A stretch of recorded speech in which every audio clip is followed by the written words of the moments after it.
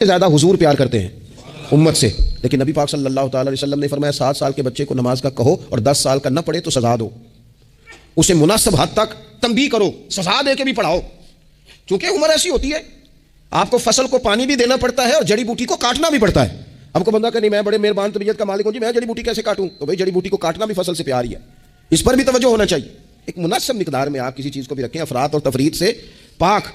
बच्चे को मुनासिब हद तक आप तंबीह करें, उसकी ज़ाहिरी बातनी तरबियत पर तवज्जो दें। हज़रत उमर बिन अब्दुल अज़ीज़ रहमतुल्लाह अलैह के वालिद मिस्र में होते थे और जनाब उमर बिन अब्दुल अज़ीज़ हज़रत सालेह बिन किसान रहमतुल्लाह अलैह एक मुहद्दिस थे, उनके पास मदीना तैयबा में तालीम हासिल करते थे। तो आपने अपने उस्ताद साहब के पीछे असर की नमाज़ पढ़ी तो एक रकत आपकी लेट थी, उठ के आपने नमाज़ पूरी की। तो हज़रत सालेह बिन किसान मुहद्दिस थे, आलिम थे, हदीस पाक को जानने वाले। वो हज़रत उमर बिन अब्दुल अज़ीज़ से कह रहे हैं बचपन है और वालिद मिस्र में। उन्होंने पूछा बेटा कहाँ थे नमाज में? एक रकत में मैंने देखा कि आपने देर से नमाज पढ़ी है। तो वर्ष करने लगे मैं ना हुजूर कंघी कर रहा था।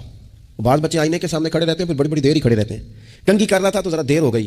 हज़रत सालेह बिन किसान रहमतुल्लाह अलैह ने उनके वालिद को मिस्र में ख़त लिखा, फरमाने लगे जवानी भी है, मौका भी है, फुर्सत भी है और अभी भी आपका बेटा जमात से नमाज नहीं पढ़ता। मिस्र में ख़त गया। आज जब मैंने पूछा है तो उसने कहा मैं कंघी कर रहा था। इतने मामूली से काम के लिए उसने तकबीर उला छोड़ दी। अब वहाँ मिस्र में बैठे वालिद ने ये नहीं कहा कि मौलवी साहब आहिस्ता आहिस्ता ठीक हो जाएगा, आपको क्या हो गया है, वो बातें करने वाली। उन्होंने वहाँ से घोड़े पे बंदा दौड़ाया, बंदा मदीना तैयबा आया। उसने कहा जाते ही उमर बिन अब्दुल अज़ीज़ को ले जाना हजाम के पास और उसके सारे बाल उतरवा देना और उसे कहना पुत्र जिन बालों की वजह से नमाज रह जाए उन बालों को सर पे नहीं रहना चाहिए, तेरी जमात की रकत रह गई पुत्र, इतना बड़ा काम, अल्लाह के हुजूर हाजिरी का मौका था। फिर उसका रिजल्ट क्या निकला?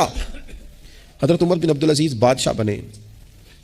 39 साल उम्र में उन्होंने पूरी उम्मत को खैर से भर दिया। हशाम बिन अब्दुल मलक के भी 11 बेटे थे, जनाब उमर बिन अब्दुल अज़ीज़ के भी 11 बेटे थे। हशाम जब दुनिया से गया तो हर बेटे को 10 लाख दिनार आए और जनाब उमर बिन अब्दुल अज़ीज़ जब दुनिया से गए तो 11 बेटे थे और 6 दिनार थे। और जाती दफ़ा कहने लगे पुत्र अपने बाप पे शिकवा ना करना, तुम्हारा बाप बुज़दिल था। 2 रस्ते थे, या तो मैं अपने लिए जहन्नम इकट्ठी करता और तुम्हारे लिए जायदाद बनाता, लेकिन मैं बुज़दिल था, दोज़ख से डर गया, मैं जायदाद नहीं बना सका, अपने बाप को माफ़ कर देना। तो बच्चे कहने लगे अब्बा जी हम जिस गली से गुजरते हैं लोग उठ के खड़े हो जाते हैं कि नेक बाप की औलाद जा रही है, अच्छे बाप के बच्चे जा रहे हैं, हमें कोई ज़रूरत नहीं जायदादों की। वो शख्स जो ये बयान करता है ना कि 6 दिनार छोड़ गए थे, वो कुछ कफन दफन पे लग गए, कुछ और किसी काम लग गए, 6 दिनार कुल बचे बच्चों के पास, 11 बेटों के पास। लेकिन वो शख्स कहता है वो जो 10-10 लाख दिनार हशाम बिन अब्दुल मलक के बच्चों को आए थे, वो मस्जिदों के सामने भीख मांगा करते थे। क्योंकि जब बच्चों को बना इस तरह का दिया गया कि खाने में, पीने में, मौज में उड़ा दिया माल, और ये जो 6 दिनार 11 बेटों को दे के गया, रब ने इतनी बरकत दी कि एक एक बेटा एक एक वक्त में 100 घोड़े माल के भरे हुए रब के रास्ते में खैरात फरमाया करते थे।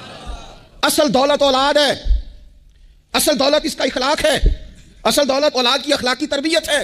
ऐसा ना हो कि माल कमाने के चक्कर में असल दौलत से हाथ धो बैठे, ऐसा ना हो कि बैंक पैसों से भर जाए और हमारी औलाद हाथों से निकल जाए, ऐसा ना हो कि हमने यारों को टाइम दे दे के तो बड़ी दूर निकल गए हम, लेकिन हमारे बच्चे के ज़हन में चंद सवालात थे, हम उन्हें मुतमईन नहीं कर सके।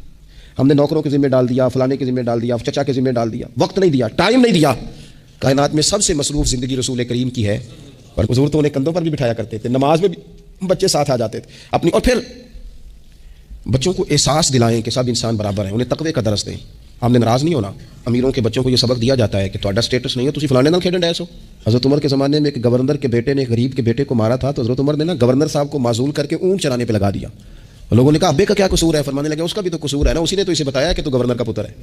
अगर वो बताता कि बेटा कानून सबके लिए एक जैसा है तो ये काम ना होता। छोड़ दो कमी और चौधरी की तकसीम, तुम्हारी औलादें बच जाएंगी। छोड़ दो अमीर और गरीब का फर्क, बच्चे मुत्तकी और परहेजगार हो जाएंगे। छोड़ दो ये स्टेटस का धंधा, तुम्हारी औलाद के दिल से किबर और तकब्बुर निकल जाएगा। महबूब ने ये फर्क मिटा के हमें बताया है कि अखलाक हुस्न है, किरदार मेयार है। तुम्हारे अंदर अगर तकवे की दौलत आती है तो ये असल एहसास है। खुशकिस्मत है वो बाप जिसको कोई आके कहे कि तेरे बेटे को नमाज पढ़ते देखा है।